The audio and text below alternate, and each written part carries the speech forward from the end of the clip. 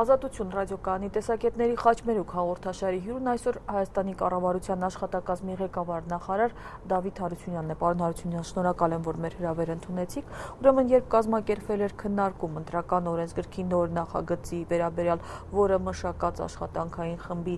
անդամներից է Լևոն Զուրաբյանը, Հայ ազգային կոնգրեսի խմբակցության ղեկավարը, ձեզ հրապարակավ առաջարկեց ընտրական գործընթացի նկատմամբ հանրության վստահությունը վերականգնելու համար ստեղծելու հանձնաժողով քննարկել այն հիմնական սկզբունքները, որոնք կհանեն բոլոր մտահոգությունները ընտրական գործընթացի անօրինականության մասին։ Դուք ընթացքում դրական արտահայտվեցիք, բայց ուզում եմ պարզել, թե դա ընդամենը այդ պահին ասված խոսք էր, թե մտադիր եք այդ առաջարկը կենսագործել եւ կյանքի կոչել։ Մենք մտադիր ենք աշխատել ցանկացած ֆորմատով, եւ սա միակ ֆորմատը չի լինելու։ Եթե ՀԱԿ-ի ներկայացուցիչը համարում է, որ սա իրենց համար ընդունելի ֆորմատը, մենք այդ ֆորմատում էլ կաշխատենք, բայց դա ամենևին չի բացառում, որ մենք կաշխատենք այլ քաղաքական ուժերի հետ, այլ ֆորմատներով եւ այլն։ Ներողություն, իր առաջարկը ենթադրում էր նաեւ այլ քաղաքական ուժերի, այդ թվում նաեւ քաղաքացիական հասարակության ներկայացուցիչների մասնակցություն։ Ես ուղղակի չեմ ուզում սահմանափակել միայն այդ ֆորմատով։ Մենաշնորհ չպետք է լինի միայն այդ խմբում քննարկումների կազմակերպումը, բայց պատրաստ ենք ցանկացած ֆորմատով աշխատելու։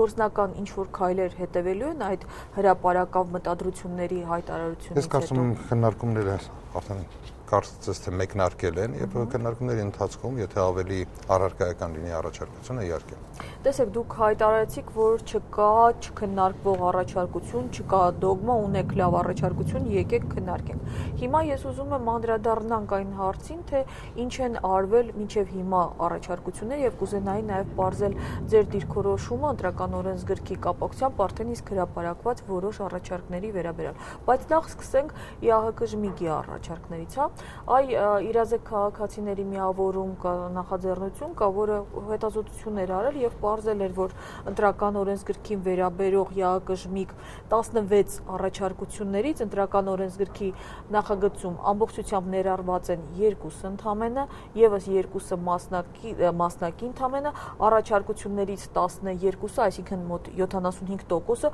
որևէ կերպ տեղ չեն գտել նախագծում եւ ըստ այդ կազմակերպության դրանք վերաբերում են ինչպես այդ անտեսված առաջարկները ընտրական օրենսգրքի նախապատրաստության հրապարակայնության ապահովմանը, ընտրությունների վերահսկման արդյունավետության բարձրացմանն ուղղված բարեփոխումներին, բողոքարկման արդյունավետությանը եւ կեղծիքներ կանխարգելող մեխանիզմների մասին առաջարկներին։ Ինչու՞։ Նախ չեմ համաձայնվի այդ գնահատականի հետ եւ խորին համոզմամբ ՀԱԿ առաջարկությունների հիմնական մասը ընդունված է։ Սկսած վերահսկողությունից վերջացրած թափանցիկությամբ, եկեք այնուամենայնիվ անդրադարձ կատարենք, թե ինչ է նշանակում օրենսգրքի նախապատրաստումը եւ որ մարմինն է, որ ի վերջո ընդունելու է այս օրենսգիրքը։ Օրենսգիրքը ընդունելու է ազգային ժողովը, շատ ճիշտ եք ասում։ Հիմա ուշադրություն դարձեք, ազգային ժողովում ներկայացված են բոլոր քաղաքական կուսակցությունները, որոնք այսօր իշխանություն են կազմում, լինի դա իշխանություն կամ ընդդիմություն, խոսքը վերաբերում է օրենսդիր իշխանություն են կազմում։ Եվ բնականաբար հենց այդ մարմնում է, որ հնարավոր է բազմակողմանի քննարկել նախագիծը։ Կառավարությունը ներկայացված է այսօր ընդամենը 2 քաղաքական ուժով, եւ կառավարության ներսում կազմակերպել համապատասխան քննարկումը, երբ միայն այդ 2 ուժերն են քննարկելու նախագիծը ազգային ժողով ուղարկելու պահին, բնականաբար չէր կարող լինել իսկապես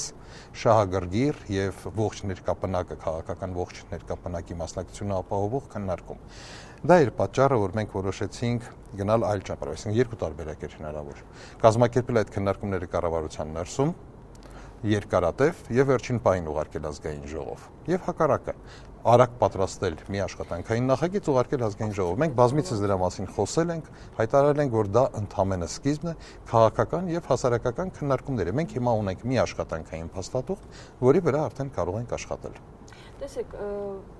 հիմա ես անդրադառնամ նախագծի ձեր մշակած որոշ դրույթներին, որոնք համարվում են վտանգավոր, հա։ Մի քանիսը արդեն իսկ ոնց որ պարզ դարձավ, որ արդեն իսկ ներառվել էին նրա համար, որ հետո քաղաքական ողջույն գտնվեր դրա շուրջ ու հանվեին, ինչպես նաև աղմուկանաց, օրինակ այդ 8 թվի վերաբերյալ էր, հա, դիտորդների, չեմ ուզում դրա մասին խոսենք։ Այդ նպատակով ոչինչ չի ընդգրկվել, որ հիմա մի վատ բան գրենք, հետո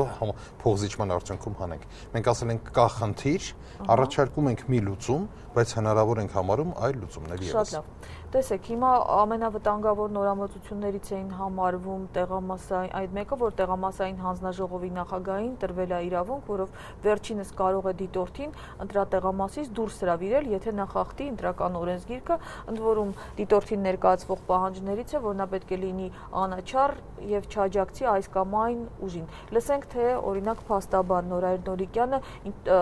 ինչ է ասում այս կապակցությամբ։ Նա տարակուսում է, նախագահը ինչպես է որոշելու,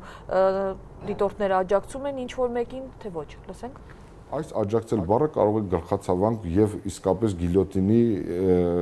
դերակատարություն ունենալ ցանկացած դիտորդական առաքելություն իրականացնող անձի կողմից նորմալ ընտրական process կազմակերպելու մասին հորդորը կարող է դիտարկվել այս կամ այն տեխնացուին աջակցելու հանգամանք, հետեւաբար սույն օրենսգրքի պահանջները խախտելու դեպքում ընտրական հանձնաժողովի նախագահը կարող է դիտորդին հեռացնել հանձնաժողովի նիստից կամ քվեարկության սենյակից։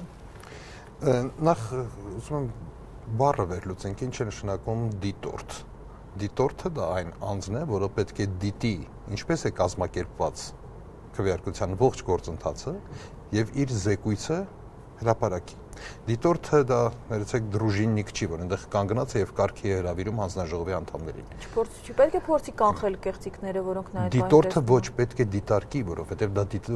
դիտորդի խնդիրը չէ։ Դիտորդը պետք է արձանագրի։ Նա կարող է ընդհանրապես ուշադրություն հրավիրել, եթե համարում է, որ ինքը նկատել է մի բան, որը վտանգավոր է, բայց դրանից ավելին պահանջել եւ այլն դիտորդը չի կարող, նա դիտորդ է։ Եվ եթե դիտորդը վերազանցում է իր լիազորությունները եւ սկսում է խոչընդոտել հանձնաժողովի աշխատանքներին, բնականաբար անհրաժեշտ են որոշակի քայլեր։ Որոնք են այդ քայլերը։ Իհարկե, եթե ասենք, որ միայն հանձնաժողովի նախագահը իրավունք ունի հրավիրել դուրս դիտորդին, դա անթույլատրելի կլիներ։ Մանավանդ որ հանձնաժողովի նախագահները ներկայացնում են այս կամ այն քաղաքական ուժը։ Այդ իսկ պատճառով առաջարկում է, որ հանձնաժողովը պետք է որոշում ընդունի եւ ոչ թե ուղղակի որոշում ընդունի ձայների մեծամասնությամբ, այլ ձայների 2/3-ով։ Ուզում եմ հիշեցնել, որ հանձնաժողովի կազմում մտնում են ազգային ժողովի բոլոր խմբակցությունները, բոլոր քաղաքական ուժերի ներկայացուցիչները եւ այդ առումով նաեւ ընդդիմադիր բոլոր խմբակցությունները կարող են ունենալ իրենց ներկայացուցիչներին։ Դա նշանակում է, որ կա լայն քաղաքական կոնսենսուս, որ իսկապես այս կամ այն դիտորդը իրեն պահում է ոչ պատշաճ։ Մյուս բոլոր դեպքերում դիտորդին կարելի է դուրս հրավիրել միայն եթե նա հանցագործություն է կատարել, այսինքն նրան ձերբակալում են կամ կալանավորում են կամ եւ այլն։ Ես ասացի, որ փորձելու եմ բարձել իբրև աշխատանքային խմբի անդամ ձեր դիրքորոշումը արդեն իսկ հնչեցված առաջարկների վերաբերյալ, գիտեք, որոշ կուսակցություններ առանձին հայտարարություններով հրապարակել են իրենց դիրքորոշումները, մասնավորապես Հայազգային կոնգրեսը պնդում է 4 կետի վերաբերյալ, ես համառոտ հիշեցնեմ, մեկը մաքրել ուռճացված ընտրացուցակները, երկրորդը, որի վերաբերյալ ձեր դիրքորոշումը հայտնի է, ցուցակները պետք է հասանելի լինեն ստուգումների համար, երրորդը քվեարկության օրը տեղամասային կենտրոնները եւ տեղամասային կենտրոնին հարող տարածքը պետք է տեսանկարահանվեն ինտերնետային տեսախցիկներով, չորրորդը պետք է կիրառվի մատների թանակոտման եւ ստուգման հուսալի մեխանիզմ։ 4-ից որ մեկն է ձեզ համար ընդունելի։ Ես կարծում եմ, որ խնդիրը այն ինչ որ դուք հիմա ասացիք, դրանք մեխանիզմներ են, գործիքներ, որոնք որոշակի նպատակ են հետապնդում։ Իսկ եթե այդ նպատակներին կարելի է հասնել ավելի ժամանակակից միջոցներով, արդյոք չարժի քննարկել այդ տարբերակը։ Հիմա եկեք ուշադրություն դարձնենք օրինակ ցուցակները հրապարակելը եւ դուք շատ ճիշտ նշեցիք ստուգման նպատակով։ Արդյոք առաջարկված են մեխանիզմներ ստուգման համար։ Այո, առաջարկված են, ավելին ընդլայնված են այն մեխանիզմները, որոնք անգամ գործողում էլ կային, բայց նոր նախագծում անգամ ընդլայնվել են այդ գործիքները։ Ամենևին չի նշանակում պարտադիր պետք է հրապարակվի, եթե հնարավորություն են ձեռնում ծանոթանալու այդ ցուցակներին, ստուգելու, ապա ես կարծում եմ դա արդեն մենք խնդիրը լուծել ենք։ Այսինքն մենք պետք է քննարկենք առաջին հերթին, թե ինչ նպատակով է առաջարկում այս կամ այն մեխանիզմը։ Կամ մեկ այլ հարցադրում՝ մաքրել ցուցակները։ Նախ ինչ է նշանակում մաքրել։ Եթե անձը անգամ բացակայում է Հայաստանի Հանրապետությունից, բայց նա գրանցված է Հայաստանի Հանրապետության որևէ հասցեով, նա ունի ընտրելու իրավունք։ Իրավունք ունենք, արդյոք մենք նրան զրկելու ընտրական իրավունքից ոչ։ Այն ինչ առաջարկում է ենթադրում եմ, դա վրացական փորձն է եւ ցուցակները երկու մասի են բաժանվում։ Բայց ասացեք, խնդրեմ, եթե երկրորդ ցուցակից ինչ որ մեկը եկավ, հանկարծ վերադարձել է Հայաստան այդ պահին եւ ուզում է մասնակցել քվեարկության, անհրաժեշտ է հսկողություն, որպեսզի դա իրականությանը համապատասխան է, որպեսզի իսկապես հենց այդ մարդը ստորագրի համապատասխան տողն։ Իհարկե անհրաժեշտ է։ Ուրեմն խնդիրը վերաբերում է ստուգման, կան արդյոք ստուգման համապատասխան գործիքներ։ Գործողում էլ կան։ Այլ խնդիրը, որ շատ հաճախ ցավոք սրտի մեր գործընկերները ասում են, մենք այդքան մարդ չունեինք, որ յուրաքանչյուր ընտրական տեղամասում ներկա գտնվեր, հետևեր։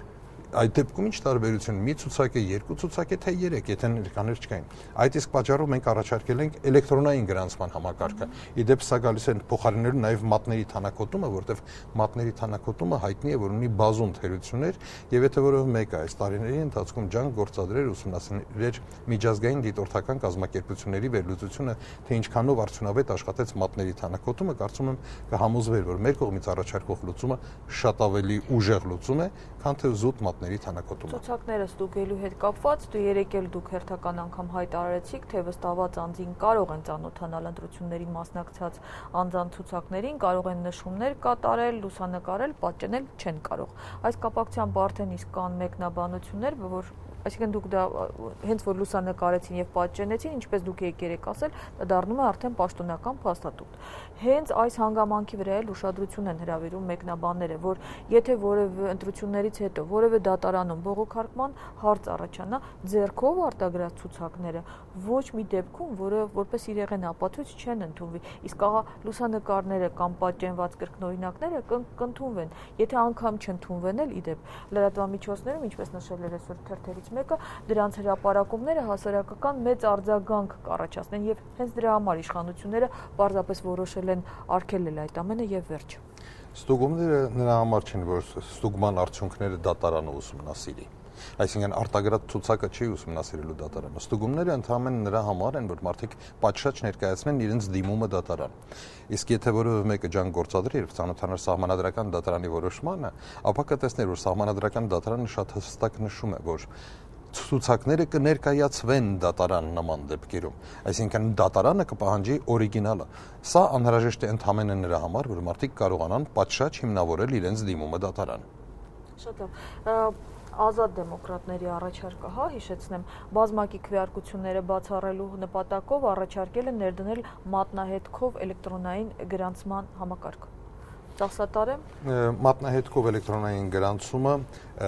ծախսատար է, հնարավոր է, եթե մենք կարողանանք ընդհանրենք ապահովել մեր բնակչությանը անվճար ID քարտերով, ապա որևէ խնդիր չկա, կարող ենք անցնել այդ համակարգի։ Ճիշտ է, դա նշանակում է, որ մոտավորապես 5-ից 8% միջինում դա է այն անձանց թիվը, ում մատնահետքը բավարար չի իդենտիֆիկացվում։ Մասնավորապես մարդիկ, ովքեր ֆիզիկական աշխատանքներում են ներգրաված գյուղացիների մոտ, շատ հաճախ կոշտուկների պատճառով մատնահետքը շատ հստակ չի։ Օդանավականներում ինչպես են անցնում այդ մատնահետքով։ Դրա համար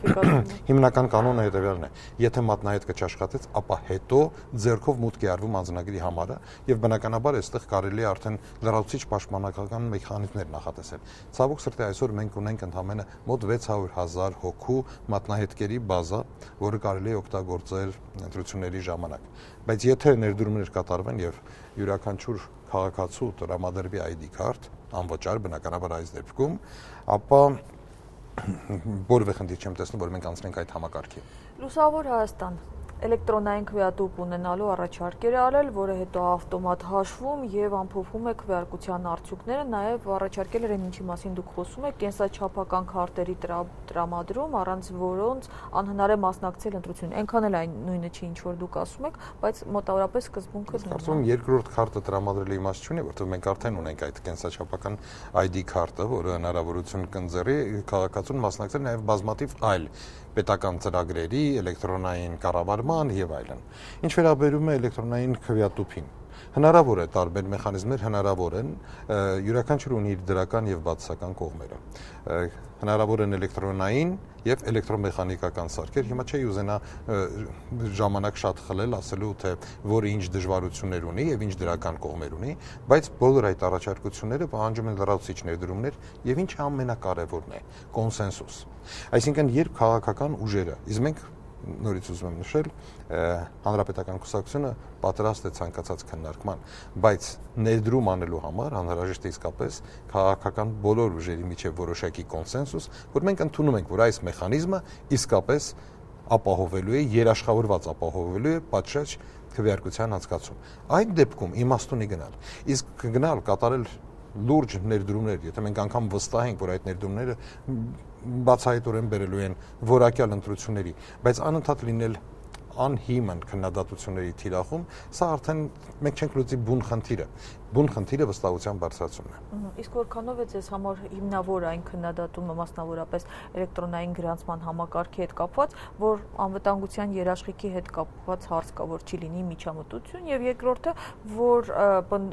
հղում անելով միջազգային մասնագետներին ասվում է, որ 1 տարվա մեջ էլեկտրոնային քվեարկության հուսալի համակարգ հնարավոր չէ ստեղծել։ Հուսալի համակարգ հնարավոր է ստեղծել շատ կարճ ժամանակահատվածում, կարծում եմ մասնագետների հետ քննարկել եմ այդ հարցը։ Մոտավորապես 3 ամսվա ընթացքում մենք կարող ենք ապահովել հուսալի համակարգ։ Միջամտության վերաբերյալ հարցադրումը շատ կոռեկտ հարցադրում է։ Ես կարծում եմ շատ կարևոր հարցադրում է եւ դրան հատուկ պետք է ուշադրություն դարձնել։ Այդ իսկ պատճառով այն ինչ որ մենք ենք պատկերացնում, դա լուծումը, որը մենք ենք պատկերացնում, հետեւյալն է։ Ծրագրային ապահովումը այդ համակարգի պետք է լինի բաց եւ պետք է ենթարկվի աուդիտի, ընդդիմության, քաղաքացիական հասարակության, միջազգային կազմակերպությունների, իշխանության կողմից, որտեղ մենք պետք է վստահ լինենք, որ այդ ծրագիրը չի պարունակում իրենում որևէ, այսպես ասենք, պոտենցիալ վիրուսանման մի ծրագիր։ Ավելին, երկրորդ կարևոր հանգամանքը հետեւյալն է, դարձյալ միջազգային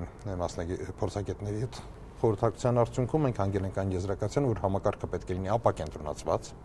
այսինքն այն չպետք է գործի ինտերնետի միջոցով, որպեսզի ապահովված երաշխավորված լինի այլ հարձակումներից։ Այսինքն այստեղ կան հատուկ միջոցներ, մեխանիզմներ, քայլերի հաջորդականություն, որը միանշանակ կերաշխավորի 100%-անոց անվտանգություն այդ համակարգի։ Պարոն Արտյունյան, մենք առայժմ խոսում ենք տեխնիկական կողմի մասին, երևի կարելի ասել քվեարկության, բայց մի կարևոր հարցադրում կա, որ վերաբերում է նրան, որ թեև սահմանադրությամբ նախատեսվել էր 100% համամասնական ընտրակարգ, բայց այն մեխանիզմը, որը դուք առաջարկում եք այս նախագծով, ըստ քննադատների հակասում է սահմանադրությանը, ես պարզաբանեմ այս քննադատության իմաստը, ենթադրվում է այսպես, որ Հայաստանի Հանրապետության ողջ տարածքը պետք է դիտարկվեր իբրև մեկ ընտրատարածք եւ ողջ տարածքում պետք է քվեարկվեր մեկ ընդհանուր համամասնական ցուցակ, բոլոր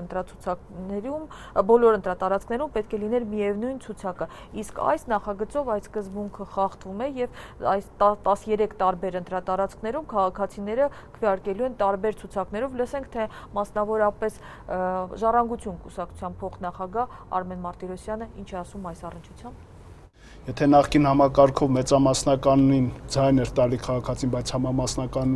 այլ կուսակցություն էր ընտրում, այս դեպքում այնպես են արել, բոլորի գաղտների փողը բացառապես աշխատի կուսակցության համար։ Այսինքն, եթե օրինակ Սամվել Ալեքսանյանը, որը լավաշներ է բաժանում եւ բնականաբար շատ մեծ քվեարկողներ կունենա այդ համայնքում, իրեն գան ընտրեն, ավտոմատ այդ ձայնը գնալու է կուսակցությանը։ Եթե մի նախադասությամբ ասելու լինեմ, այսպես է ձևակերպվում այն մոդելը, որ դուք առաջարկել եք, որ սա ոչ թե համամասնական ընտրակարգ է, այլ մեծամասնականով համամասնականին ձայն բերելու համակարգ։ Նախ պետք է նշեմ, որ շատ դժվար է վիճել մարդկանց հետ, ովքեր անգամ ցանկություն չունեն, բացելու սովորական ընտրական իրավունքի դասագիր եւ կարդալու, թե ինչ է նշանակում մեծամասնական, ինչ է նշանակում համամասնական ընտրություն, սա առաջինը։ Երկրորդային մոդելը, որը առաջարկում է, դա դասական մոդել է, ընդունված մոդել է եւ միայն Եվրոպայում շուրջ 2 տասնյակ երկրներում այն օգտագործում է թե վերին պալատը խորհրդարանի, թե ստորին պալատը, թե տեղական ինքնակառավարման մարմինների ընտրության ժամանակ։ Երրորդը, անգամ եթե մենք անդադ բերում ենք Սամվել Ալեքսանյանի օրինակը, բայց լավ, ստիպած ես շարունակեմ այդ օրինակը։ Անգամ այն մոդելը, որը առաջարկում է պարոն Մարտիրոսյանը, որ եկեք ունենանք մեկ համապետական ցուցակ եւ բոլոր տեղամասերում բաժանենք այդ համապետական ցուցակը։ Եվ մարդիկ ձայնը տան։ Ասացեք, խնդրեմ, եթե Սամվել Ալեքսանյանը լինի այդ ցուցակում, նույն բանը չէ։ Այսինքն ինչ փաստարկ եք վերում։ Սամվել Ալեքսանյանը միևնույն է, եթե եղավ այդ ցուցակում եւ նրան իր ընտրողները եկան ձայն տվեցին, ձայնը տրվում է ցուցակին։ Այնպես որ փաստարկը բացարձակապես տեղին չէ։ Մեկ անգամ եւս ուզում եմ նշել։ Սա համամասնական ընտրություններ են, ուղղակի բաց եւ փակ ցուցակների համադրումով եւ կոչ եմ անում բոլոր նրանց, ովքեր հետաքրքրված են այս հարցով, կատարել սովորական պարզ որոնում Google-ում կամ Wikipedia-ում կարդալու համար, թե արդյոք այս համակարգը նոր հորինված համակարգ է, թե մեծապես գործում է շատ երկրներում եւ կոչվում է համամասնական ընտրակարգ։ Վերջին հարցը։ Տեսեք, դուք սահմանել եք, որ պիտի անպայման այս հարցը տամ իբրև լրագրող, որ նախընտրական քարոզարշավի իրականացման ընթացքում չի թույլատրվում զանգվածային լրատվական միջոցների ազատության չարաշահումը։ Կարող եք բացատրել, թե որն է լրատվամիջոցների ազատության չարաշահումը, ինչպես է որոշվելու այդ չարաշահումը, ով է որոշելու եւ ինչ պատասխանատվություն է կիրառվելու ազատությունը չարաշահող ԶԼՄ-ի դեմ։ Ոչ բոլոր խախտումներն են, որ անպայման ենթադրում են սանկցիա։ Այնուամենայնիվ շատ հաճախ գործում են այլ կարգավորիչ մեխանիզմներ, ինչպես օրինակ վարքագծի կանոնները։ Նույն